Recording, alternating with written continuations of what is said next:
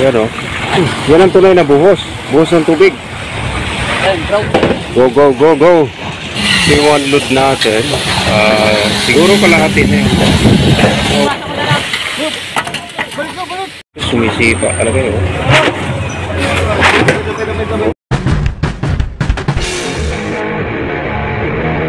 Bago nyo i-lock yan, lagyan nyo ng 30 na ano. Diesel na ano. Bakal. 30. Kahit kalagitnaan. Kasi ibabaw na part lang yan. Para hindi sumisikip. Ganon din dito. Dito naman ang ilalagay 20. At ang finish mo yan ano, 30. 30 mula dyan.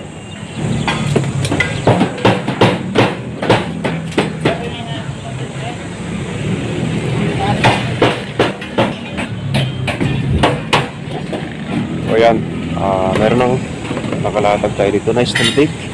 Ito yung pang-5 palapag na ginagawa po natin. Dito.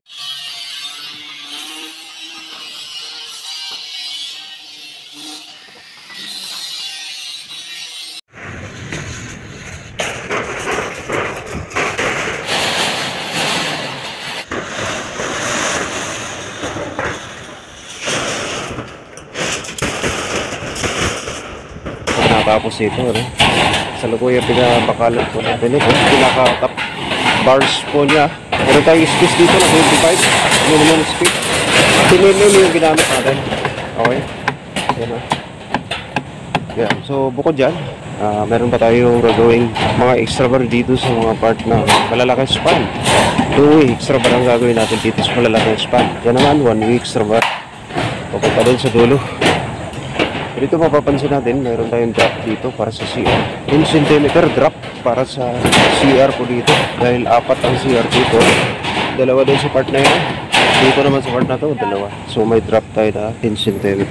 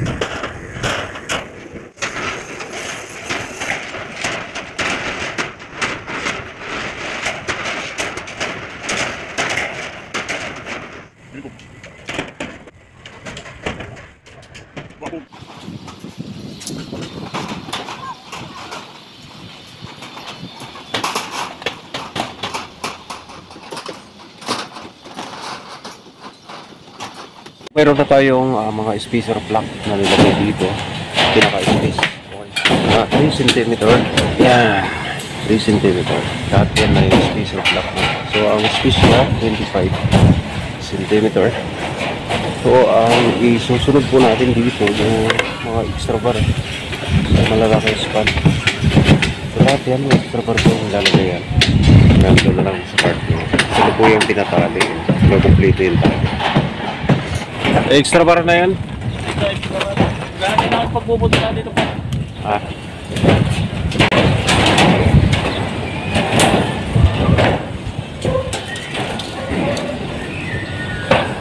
Hotel. Ito muna tayo sa long span daw muna. Long span. Diretso na yan dito. Oo. Short span.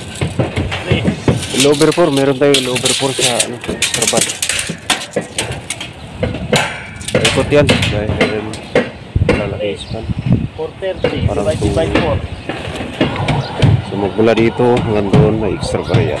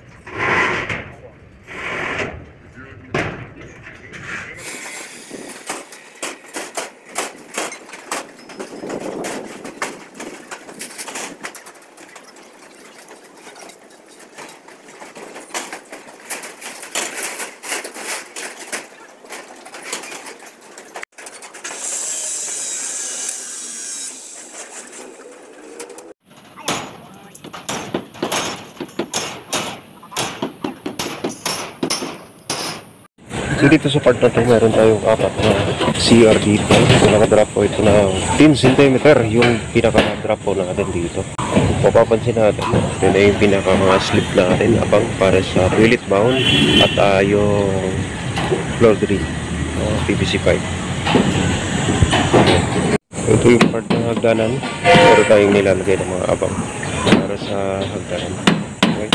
Ito sa part na yun yung nilalagay elevator sa part na to.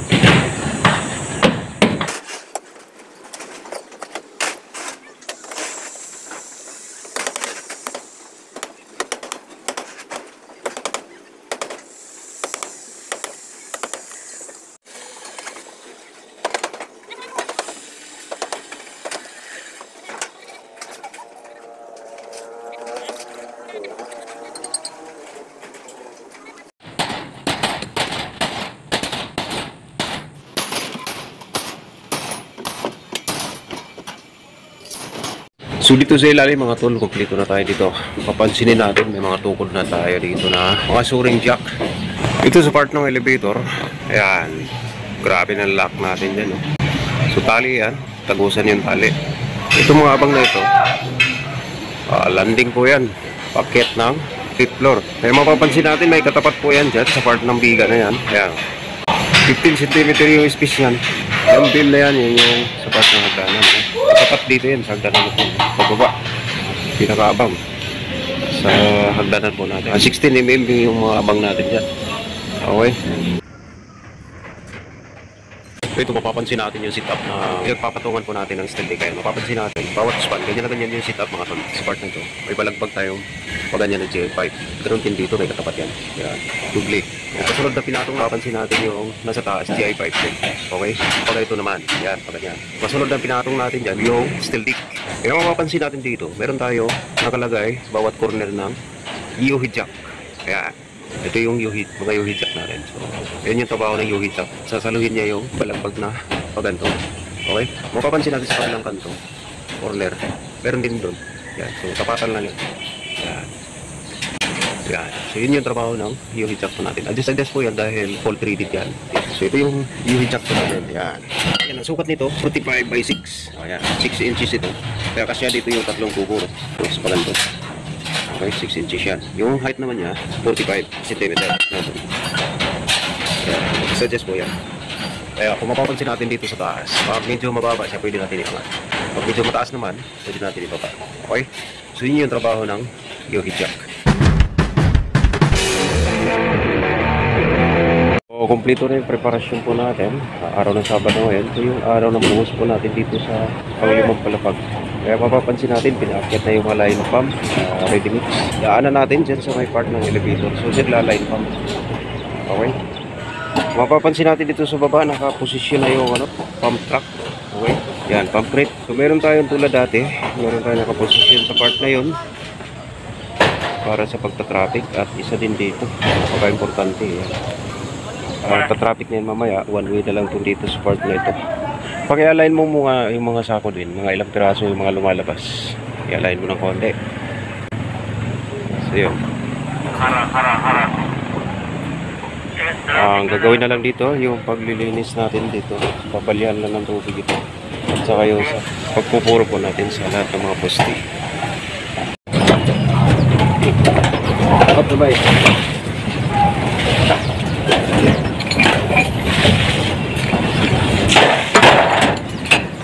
Sir, okay, sir, kalayo. Yes, okay na. Oh, nice.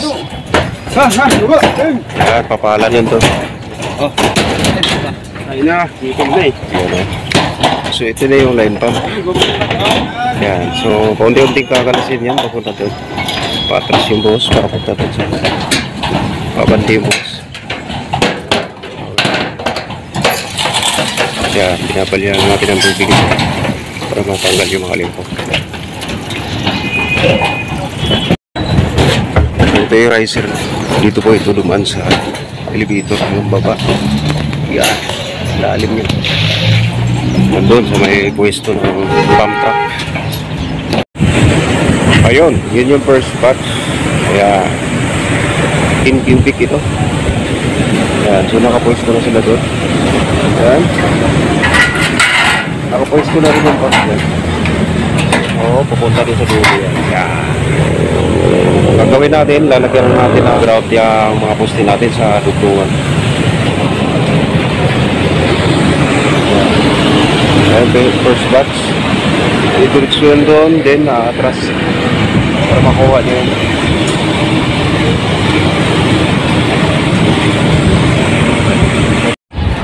Ayan. Nakaready na rin sila sa bukas. Unang lalabas dyan ay tubig. Yan o. Yan ang tunay na buhos. Buhos ng tubig. Ayan, bro. Ayan na, sumunod na yung halo. Galing naman o. At yung sobra na ito. Basta.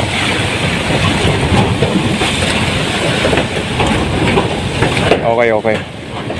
Go, go, go, go!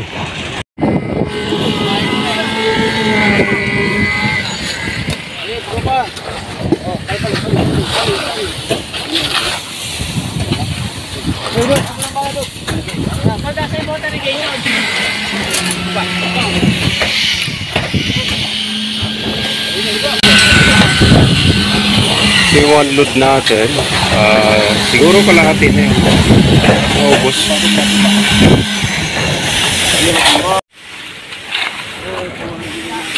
Hindi maganda ito sa halo natin. Kaya malapot. Tama lang yung lapot. Parang ko namin. Pero makugas ako na lang. Balik ko, balik!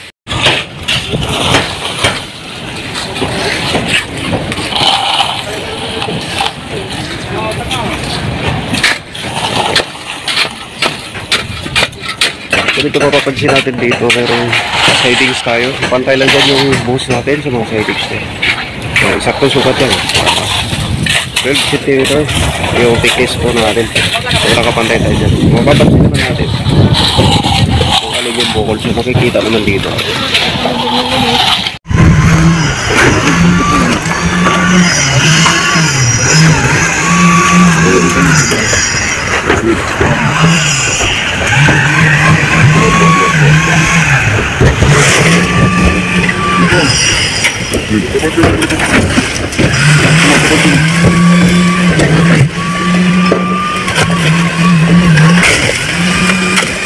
Pawalaglag rin yan.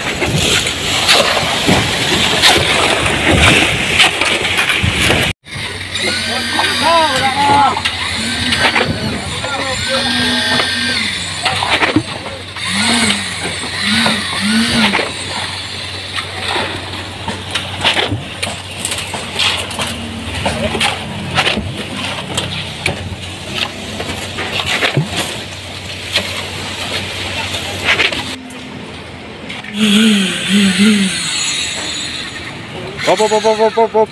Tama na muna, Dro. Parang bumaba ng konti. Tingnan muna natin, baka may bumigay. Kasi gumagano, no? Okay naman. Talagang dumadaloy lang papunta to. Okay. Sige, bakbakan nyo ng halo yan para mga-vibrate. Sobra naman yan, sobra yan.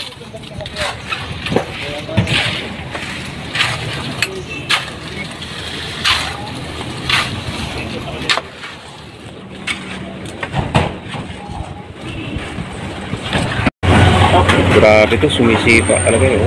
Laban mo! Sabay mo!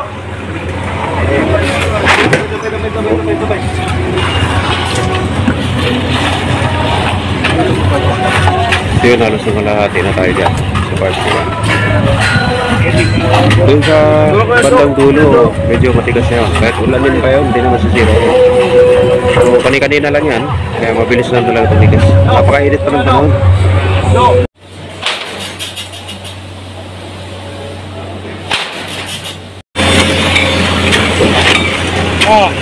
Tulak, biga. Wala pa.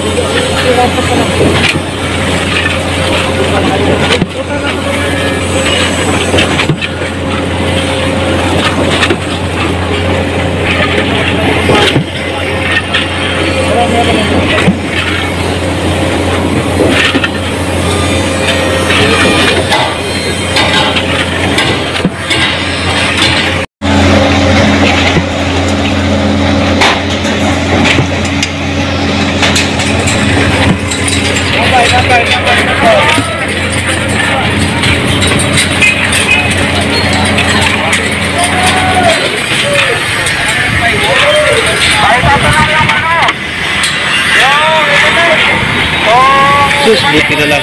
Malayo. Okay, ipapaw dyan ha. Ron, huwag mo ipapaw ron. Papasok din sa kanila.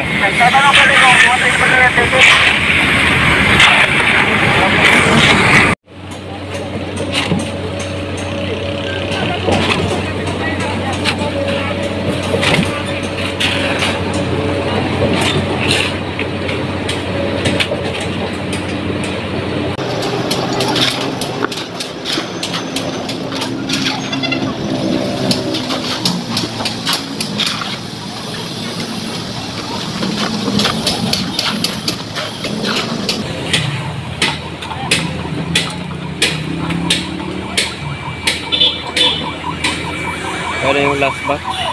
Okay. Sunod-sunod talaga.